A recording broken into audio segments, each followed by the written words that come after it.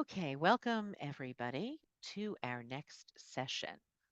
And I am going to turn it over to our speakers. And I do want to go ahead and have them. There you go. Okay, we're all set. Hi, everyone. I'm Dr. Holly Lopez. I'm the program chair for child development and early childhood with differentiated instruction. And I'm the principal investigator on the ECE research retention study, which I will be sharing with you today. Holly, I'm just going to interrupt for a moment because I do have to get some housekeeping out of the way. I do apologize. My name's Laura File. I'm success coach and academic advisor here at UAGC. I'll be the host of this session, Early Childhood Education Learning Community Retention Study. By joining us today, you acknowledge that this session is being recorded and will be shared with TLC related materials. Microphones will be muted for this presentation, but we encourage you to post questions and comments in the chat. Also, we have enabled live transcription. If you would like to use it, click the live transcription button at the bottom of your Zoom window. Now I'm pleased to bring the speakers on who will introduce themselves. Thank you. Thanks so much, Laura. So hi, everyone. I'm Dr. Holly Lopez. I'm the program chair for child development and early childhood development with differentiated instruction. I'm going to hand it off to Dr. Stephanie Heald. Hi there, my name is Stephanie Heald, and I'm the program chair for the Bachelor of Arts in Early Childhood Education and the Bachelor of Arts in Early Childhood Education Administration. And I'm Dr. Michelle Simecek. I am a full-time faculty working alongside Dr. Lopez in the Bachelor of Arts in Child Development, as well as the Bachelor of Arts in Early Childhood Development with differentiated instruction.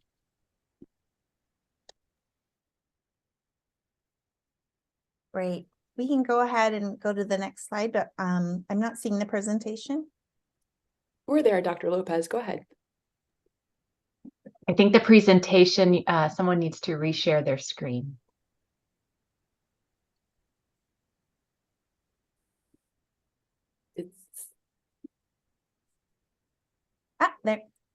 There we go. There we go. Perfect. Thank you so much. Thanks everyone for joining us. So we are sharing out our process and our results for something that is really important, which is retention in online learning. Because if you don't know by now, retention and persistent rates are very low in our field, and it is important that we are very intentional with how we retain and encourage student persistence. So we began a project around 5 different programs, which include AA in early childhood, the BA in early childhood, the BA in early childhood administration, BA in child development, and the BA with early childhood development with differentiated instruction. And the reason that we chose those 5 programs is because they are so closely intertwined. They share many courses amongst each other, even though they are differentiated within their own branches. So because we work so closely together, we decided to create this project around these 5 programs. We currently serve 96% women. And the majority of our students are students of color. They are also between the ages of 25 and 49. So this is a group that that's very diverse, right? So we wanted to create a situation that would encourage them outside of the classroom to persist and be retained. Next slide. So our project was 2-pronged. So we first wanted to create an asynchronous learning community, which we are going to show you. And we actually did this for free within, for free, so to speak, within the Canvas shell, so that students would have easy access to it right along with the regular courses that they're taking. And we additionally wanted to hold live synchronous meetings so that students could get to know faculty and get to know each other and get to share their own perspectives and just have some FaceTime with program stakeholders. Next slide. So our goal really with this study was to make an impact for long-term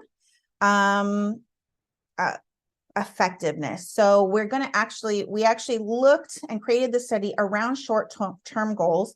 So we're looking, and we'll show you a little bit later about the data that we're looking at, which is around persistence in certain courses, and year-long retention, but we're trying to be strategic and create the kind of belonging and connectedness for students that's not just going to help them retain and persist from course to course, but ultimately is going to help them graduate. Next slide. These were our research questions, which is how does the asynchronous tool affect persistence, course persistence and completion? How do they utilize the asynchronous tool? So what are the resources that they're most interested in? And number 4 is how do the progression rates differ from those who participate in live meetings or versus those who simply use the asynchronous site? Next slide. Okay, so here's where I jump in. I have the fun task of showing you what this community actually is. So we have this virtual space that we want to bring students to. We want our students to want to come here. So we had some really strategic foundational pieces in mind when we did this development. The first was we wanted it to be something that was familiar to them. So if you look on the screen, this very much looks like the Canvas classes that they're exposed to. However, along the left-hand side, you can see that toolbar is much more minimal. Reason being, we don't want it to feel heavy like they're in a classroom. So when we took the toolbar down and just gave them those 6 options to the left, we really were mindful in what we chose. Obviously, we thought a lot about the vocabulary because we didn't want to say, assignments and gradebook and all those things, but we wanted to be able to use tools that they would be relevant in outside the course room.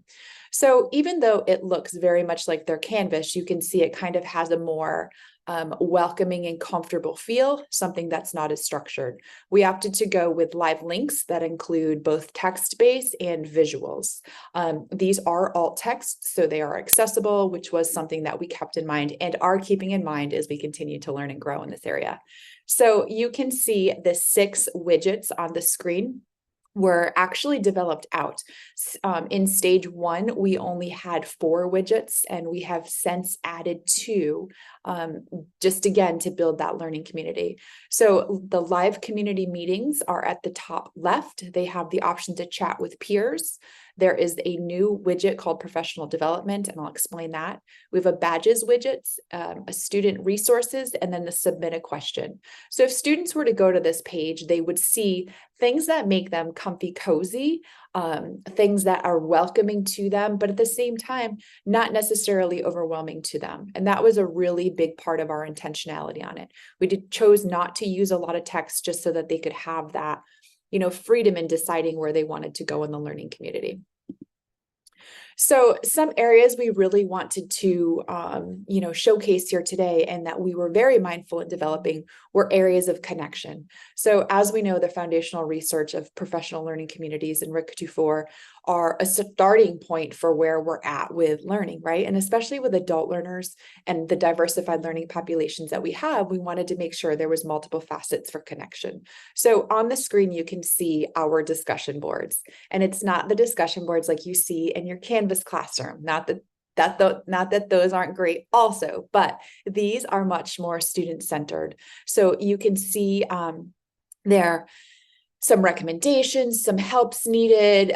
Toot your own horn for a very long time was one that just got a lot of traction. And the reason it got a lot of traction is students could relate.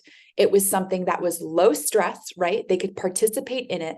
They could get that warm and fuzzy feeling. They could connect with others. They could have that sense of belonging in a discussion board that was outside the classroom. what we found in the discussion board is that students not only share their, warm and fuzzies, but they also are starting to share content, which is great. Again, alongside that foundational work, we know the PLCs are going to kind of evolve. And we're really looking to get to the point of moving those that are just, coming in and lurking as they're termed, to the point of activity. So we're not there yet, but we continue to kind of flesh out these pieces. And what we're seeing is in the discussion board, this is the place where it's going to happen first and probably most often. Another component that Dr. Lopez talked about was the live community meetings. So these are offered not on a routine cadence. And the reason is we wanted to make sure, again, we were meeting the diverse needs of our demographics. And honestly, just so that we could collect data and see what actually does work. So these are put out to our instructors, to our students, and really just provide a place to come in real time and chat and connect. We've had some amazing conversations about classes, about programs, about, honestly, just personal things also within a student's life. We've all been there and we understand the challenges they face. And sometimes it's just great to have someone that you can connect with, in a one-on-one space. So these virtual live community meetings just give us an opportunity to kind of open the doors for our students, tap into what they need, and also, again, just have those real-time conversations. They're not mandatory. We are seeing our population in those, our participation in those continues to grow as we do, and we're learning and developing from that. Dr. Lopez will present some data on that. Timely announcements are a place that faculty can get what they need out to our students. You can see it's bigger than just the world of ECE and CD and EDDI. It is career services. It is writing center. It's just a place where we can not focus on class content, but the additional. So we know our students are really well covered in their classes. We know our instructors are great at posting announcements, great at putting in relevant resources connected to content and curriculum for that course.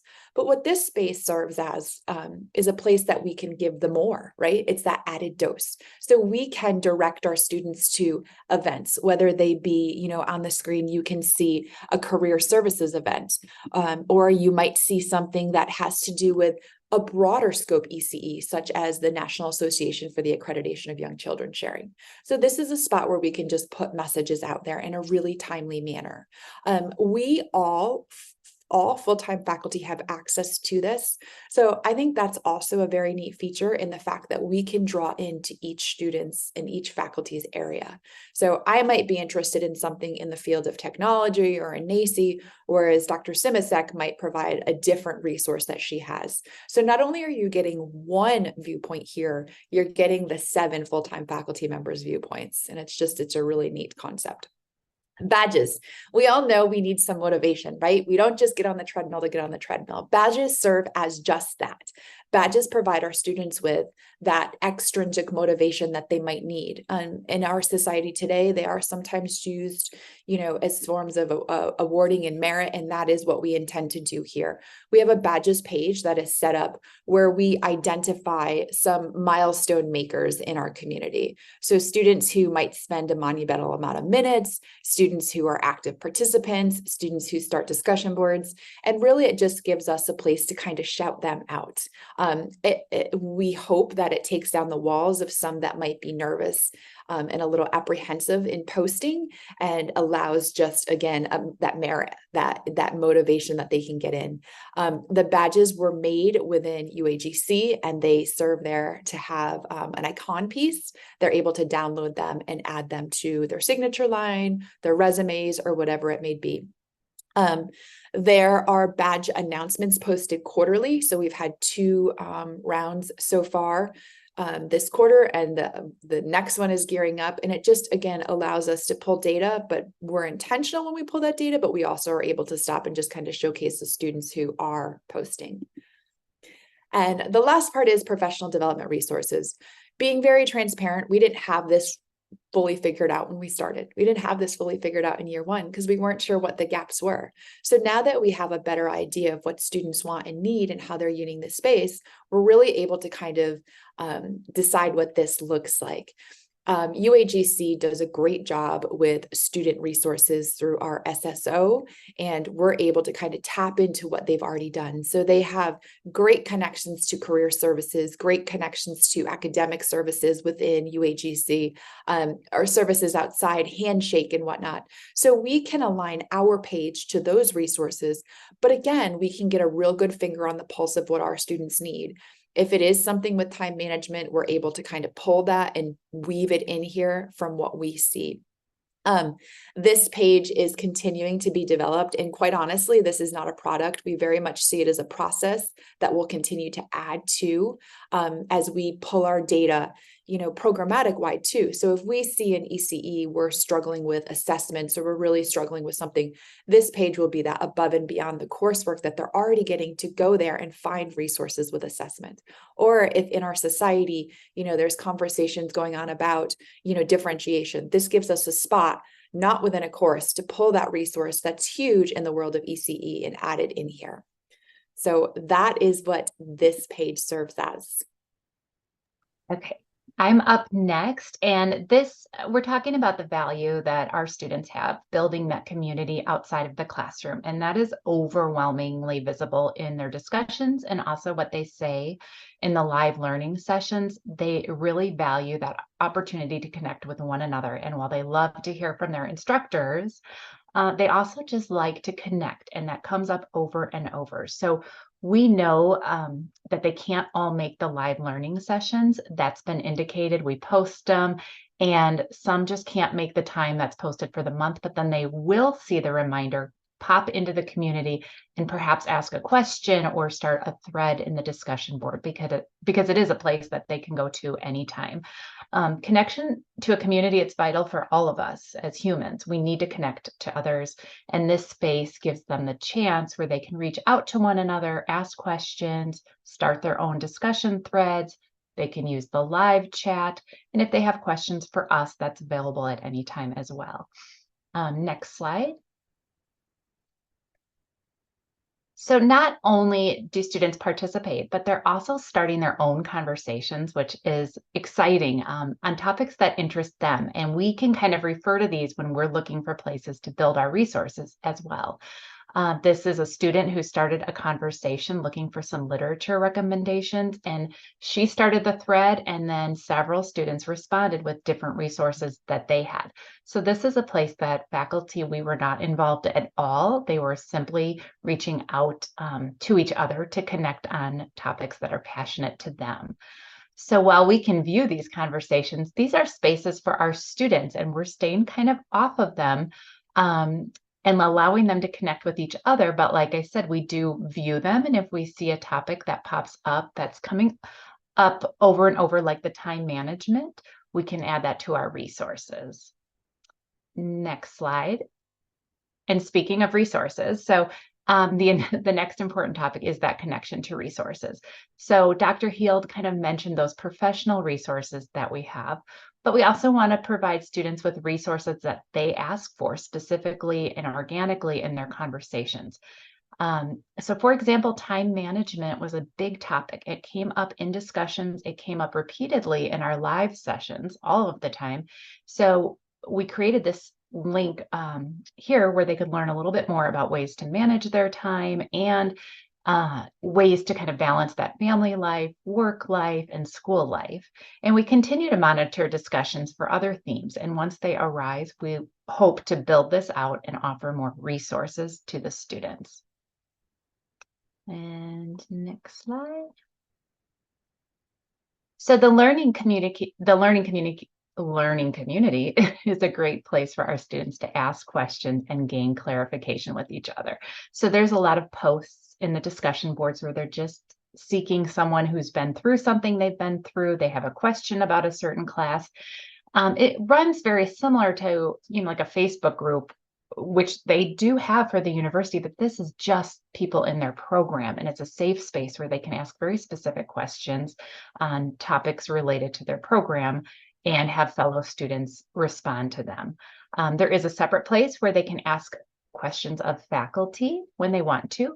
But here they can just create a post, which then acts as a new thread that students can respond to. And it acts just like any other online discussion board, but it's just for the students in their program. Next slide.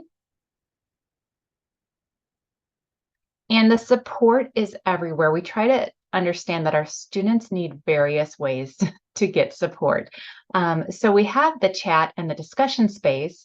We also have an area, like I said, where the students up in the left-hand corner where they can submit a question directly to faculty, and those will come to our inboxes. But we like to see support offered in various ways because they all have unique ways of seeking that support. So after a discussion starter on student preferences, which we posted, they overwhelmingly indicated that they wanted more opportunities to connect with one another.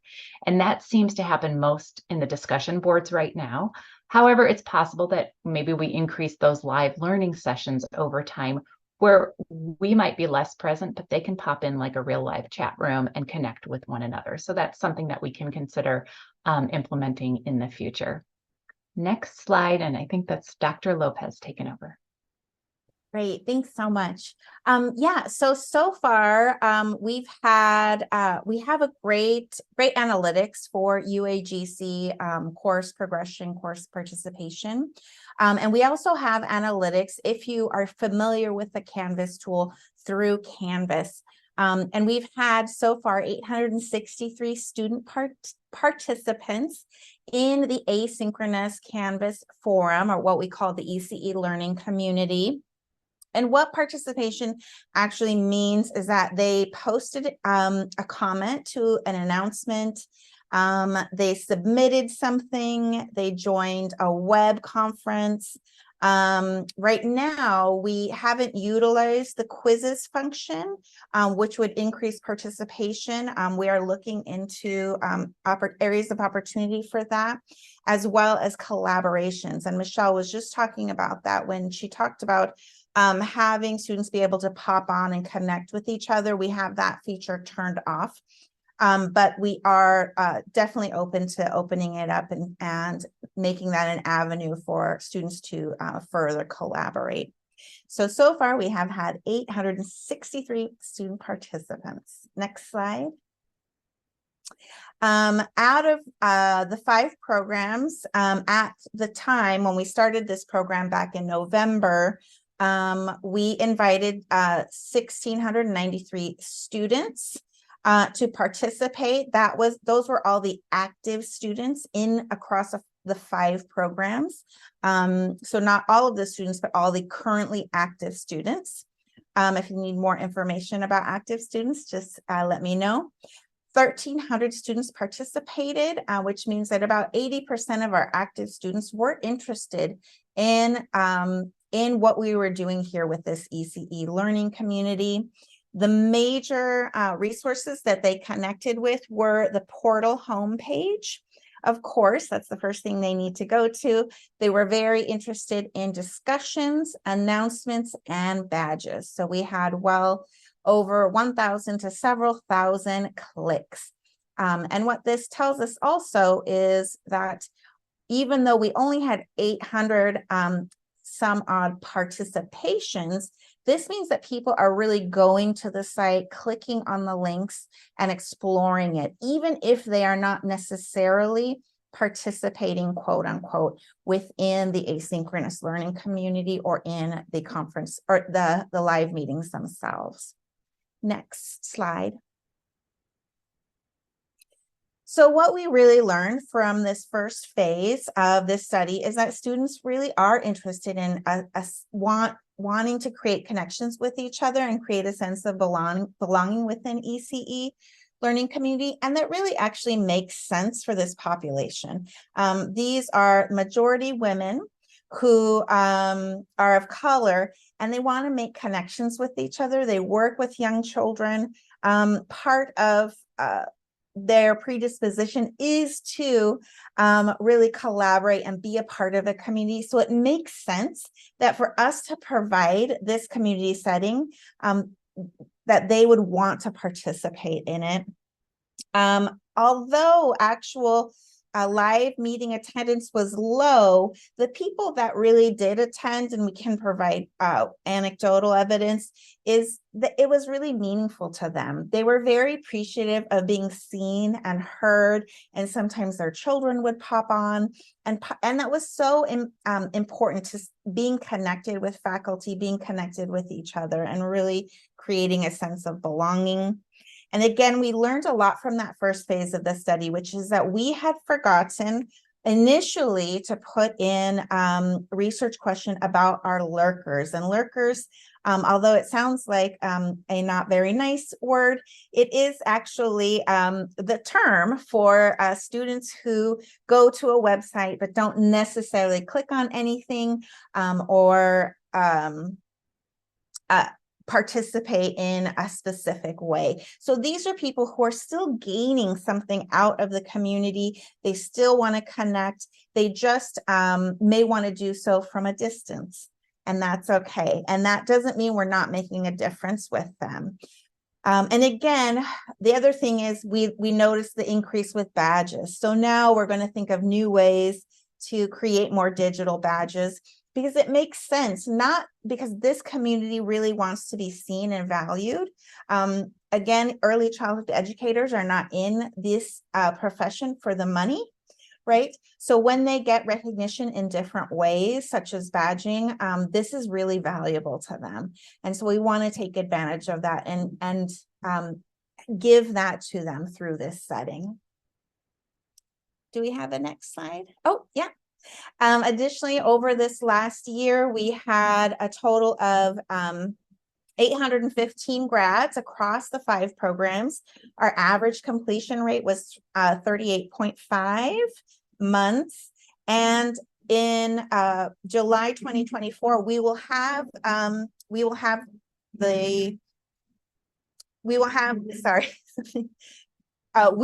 the data after this study has been implemented for 1 year. And we'll also eventually have student persistence rates, year average course progression rate, and year average course percent completion rate. So thank you so much for attending. We only have just a few minutes, but if you have any questions, please don't hesitate to reach out to us. We can put our email in the chat.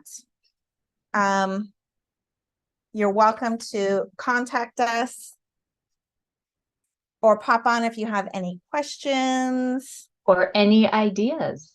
Yeah. Oh, yeah. Recommendations are also welcome.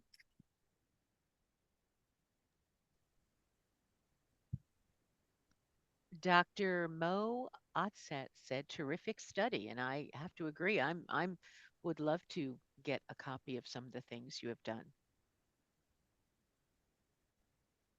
Very, very interesting today and very helpful. Thank you. Thanks so much for joining us today. And again, we'll put our info in the chat. If you have any questions or would like to collaborate or have any contributions, we're happy to hear. And I hope you have a great rest of your day. You did great. Thank you very much for attending this session, everybody.